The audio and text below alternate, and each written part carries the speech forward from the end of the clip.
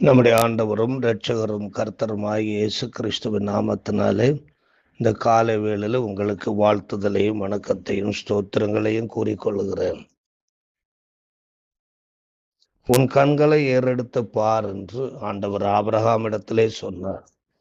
அதன்படியாக நாம் ஆண்டவரை நோக்கி அன்றாடம் கண்களை ஏறெடுத்து பார்த்து செபிக்கும் போது தேவன் அநேக காரியங்களை நம்முடைய வாழ்க்கையில செய்கிறார்.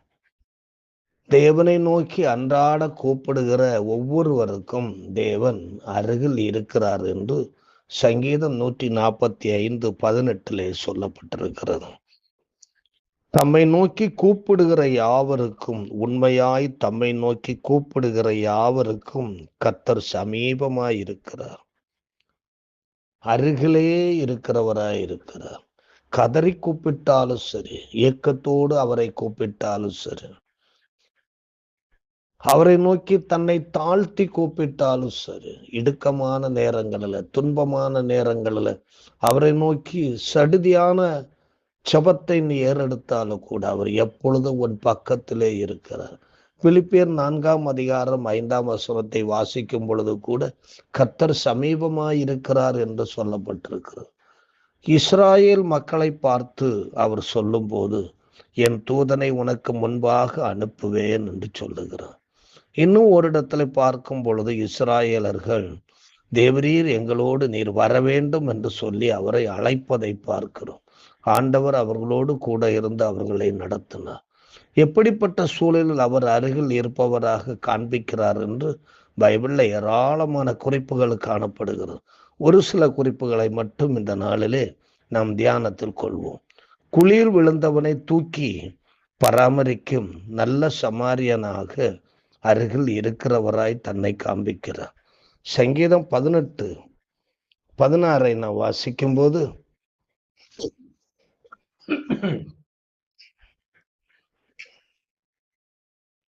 உயரத்திலிருந்து அவர் கை நீட்டி என்னை பிடித்து ஜலப்பிரவாகத்தில் இருக்கிற என்னை தூக்கிவிட்டார். அவ்விதமாகவே ஒரு சமாரியனை அனுப்பி குழியில் விழுந்தவனை தூக்கி கரை சேர்த்து அவனை சத்திரத்திலே கொண்டு வைத்து பராமரிக்கப்பட்டதாக லூக்கா 10:25-37 வரை உள்ள வசனங்களிலே பாருங்க. அவர் அருகில் இருப்பதனால தான் பாவிகளாகிய நாம் குழியில் விழுந்து கிடந்தாலும் நம்மை அவர் தூக்கி கரை சேர்த்து கிறிஸ்துவின் இரத்தத்தாலே கழுவி நம்மை சத்திரமாகிய சபையாகிய அவருடைய சரீரமாகிய சபைக்குள்ளே நம்மை கொண்டு வந்து வைத்து பரிசுத்த ஆவியின் நிறைவை தந்து, வரங்களை தந்து, கனிகளை தந்து, தாளந்துகளை தந்து, நன்மைகளை தந்து, ஆசீர்வாதங்களை தந்து நம்மை பராமரித்து கொண்டிருக்கிறார். தொலைத்து போட்ட ஆட்டை தேடி கண்டுபிடித்து மந்தையில் சேர்க்கும் ஒரு நல்ல மேய்ப்பனாக ஆண்டவர் இருக்கிறார். லூக்கா 15:4-7 வரை உள்ள வசனங்களை நாம் வாசிக்கும் பொழுது, ஒருவன் 100 ஆடுகள் உடையவனாய் இருந்தான், ஒரு ஆட்டை தொலைத்து விட்டான், அதை தேடி கண்டுபிடித்து கொண்டு வந்து சேர்ப்பது வரையிலும் அவன் அந்த ஆட்டை தேடிக்கொண்டே இருந்தான் என்று பார்க்கிறோம். அதே மாதிரி கிறிஸ்துவின் மந்தையிலே சேர்க்கப்பட்டவர்கள் தொலைந்து போனாலும் அவர்களை திரும்பவும் தேடி கண்டுபிடித்து அவருடைய சபையிலே கொண்டு வந்து சேர்ப்பதில் ஆண்டவர் எப்பொழுது நமக்கு சமீபமாயிருந்து அவர் கிரியை செய்து கொண்டே இருக்கிறார்.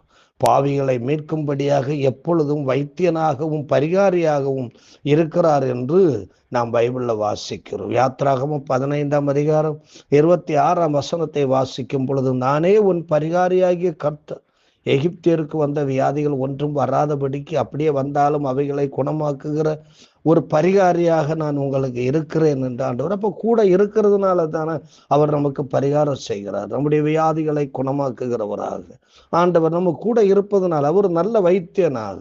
மத்தேயு 9:12 நான் வாசிக்கும் பொழுது, பிணியாளிகளுக்கு தான் வைத்தியன் வேண்டும், பாவிகளை தான் ரட்சிக்க நான் வந்திருக்கிறேன், பிணியாளிகளை குணமாக்குவதற்கு பரம வைத்தியராக நான் வந்திருக்கிறேன் என்று ஆண்டவர் இயேசு சொன்னார்.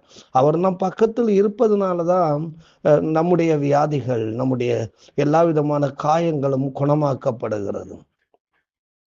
வழிப்பயணத்தில் ஆண்டவருடைய பிள்ளைகளுக்கு ஆண்டவர் துணையாக வருகிறார் என்று நாம் வாசிக்கின்றோம். யாத்திராகமம் 33 அதிகாரம் 14 நாம் வாசிக்கும் பொழுது, என் சமூகம் உங்களுக்கு முன்பாக செல்லும் என்று ஆண்டவர் சொல்லுகிறார். சங்கீதம் 121 நாம் வாசிக்கும் பொழுது, எனக்கு ஒத்தாசி வரும் பர்வதங்களுக்கு நேராக என் கண்களை ஏறெடுக்கிறேன் என்று ஆண்டவர் சொல்லுகிறார். வானத்தையும் பூமியும் உண்டாக்கின கர்த்தரிடத்திலிருந்து எனக்கு ஒத்தாசை வரும்.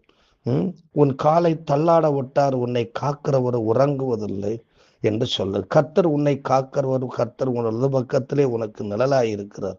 இஸ்ராயேலை காக்கிறவர் உறங்குவதும் இல்லை, தூங்குவதும் இல்லை.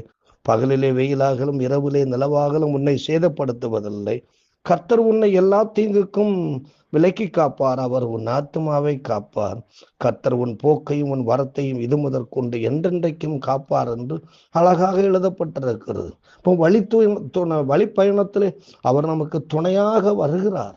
அப்ப நம்மோடு அவர் நமக்கு சமீபமாக இருக்கிறதுனால தானே ஆபத்துகளிலிருந்து நம்மை காக்கிறார். சங்கீதம் 91 கூட, உன் வழிகளிலெல்லாம் உன்னை காக்கும்படி தேவன் தம்முடைய தூதர்களுக்கு கட்டளையிடுகிறார் என்று சொல்லப்பட்டிருக்கிறது. எதிராளிகளிடமிருந்து தப்புவிக்கிற தேவனாக இருக்கிறார் என்று சங்கீதம் 18 நாம் வாசிக்கின்றோம். எதிராளிகள் நமக்கு எதிராக வரும் பொழுது அவர் நம் பக்கத்திலே வந்து நமக்காக யுத்தம் செய்கிற தேவனாகவும் இருக்கிறார். அவரே என் சத்துருக்களுக்கு என்னை விலக்கி விடுவிக்கிறவர். எனக்கு விரோதமாய் எழும்புகிறவர்கள் மேல் என்னை நீர் உயர்த்தி கொடுமையான மனுஷனுக்கு என்னை தப்புவிக்கிறீர் என்று சொல்லப்பட்டிருக்கிறது. ஆண்டவர் தப்புவிக்கிறவர். அன்றைக்கு தப்புவித்தார், தப்புவிக்கிறார், தப்புவிப்பார் என்று புதிய ஏற்பாட்டின் ஒரு புத்தகத்தில் எழுதப்பட்டிருக்கிறார். அவர் நம்மோடு கூட இருந்து நம்மை நடத்துகிற தேவனாயிருக்கிறார். புல்லுள்ள இடங்களிலே நடத்துகிறார். அமர்ந்த தண்ணீரிலே நடத்துகிறார். உலகத்தில் இருப்பவனிலும் நம்மோடு இருக்கின்ற அவர் பெரியவராகவே இருக்கிறார். ஆகையினாலே ஒவ்வொரு நாளும் அவரை கூப்பிடுங்க. அவரை கூப்பிட கூப்பிட அவர் எப்பொழுதும் உங்களோடவே இருப்பார். உங்களுடைய வீழ்ச்சியை கூட அவர் அதிலிருந்து உங்களை காப்பாற்றுவார். கிருபை உள்ளவரும் இரக்கம் உள்ளவரும் தயவுள்ளவருமாயிருந்து உங்களை எல்லா விதத்திலும் உங்களுக்கு ஒத்தாசையாய் இருப்பார் ஆண்டவர். ஒருவேளை ஒரு சின்ன தவறு கூட நீ செய்திருந்தாலும் கூட ஒரு ஆண்டவர் உன் பக்கத்துல இருப்பார் என்றால் அதிலிருந்து உன்னை ஆண்டவர் மீட்டெடுப்பார். ஆகையினால் எல்லா சூழ்நிலைகளும் நீங்கள் எப்பொழுதும் ஆண்டவரை நோக்கி ஜெபிக்கிறவர்களாய், கூப்பிடுகிறவர்களாய், அவரை கண்ணீரிட்டு பார்த்து ஜெபிக்கிறவர்களாக காணப்படுவீர்கள் என்றால் கர்த்தர் எப்பொழுதும் உங்களோடு சமீபமாயிருந்து உங்களை நடத்துகிற தேவனாய் இருக்கிறார். அன்பு நிறைந்த ஆண்டவரே, இந்த காலை வேளையில உம்மை நன்றியோடு ஸ்தோத்திரிக்கிறோம். ஆண்டவர் எங்களுக்கு சமீபமாய் இருக்கிறீர் என்று சொல்லப்பட்டிருக்கு. ஆனால் நாங்கள் உம்மை நோக்கி கூப்பிடுகிறவர்களாய் இருக்க வேண்டும். உம்மை நோக்கி ஜெபிக்கிறவர்களாய் இருக்க வேண்டும். அன்றாடம் ஜெபிக்கிற ஒவ்வொருவரோடு தேவன் இருக்கிறேன். ஆண்டவரே, உம்மை நாங்கள் ஸ்தோத்திரிக்கிறோம் ஆண்டவர். ஆகையினால் நீர் எங்களை விட்டு விலகாதிருக்கும்படியாக நாங்கள் எப்பொழுதும் ஜெபத்திலே எங்களை நாங்கள் உறுதிப்படுத்தி, விசுவாசத்திலே உறுதிப்படுத்தி, தெய்வீக அன்பிலே, தேவனுக்கு பயப்படுகிற பயத்திலே ஆண்டவரே நாங்கள் உண்மையுள்ளவர்களாய் உத்தமர்களாய் வாழ தேவரீர் எங்களுக்கு உதவி செய்யும். நாங்கள் விழுந்தாலும் ஆண்டவரை உம்மால் எழுப்பப்படும்படியாக எப்பொழுதும் நாங்கள் உங்களையே கொண்டிருந்து வாழ எங்களுக்கு உதவி செய்யும். எல்லாவற்றிலும் எங்களுக்கு ஒத்தாசையாயிரும். இயேசு கிறிஸ்துவின் மூலம் கேட்கிறோம் இரக்கம் நிறைந்த பரமபிதாவே, ஆமென். God bless you.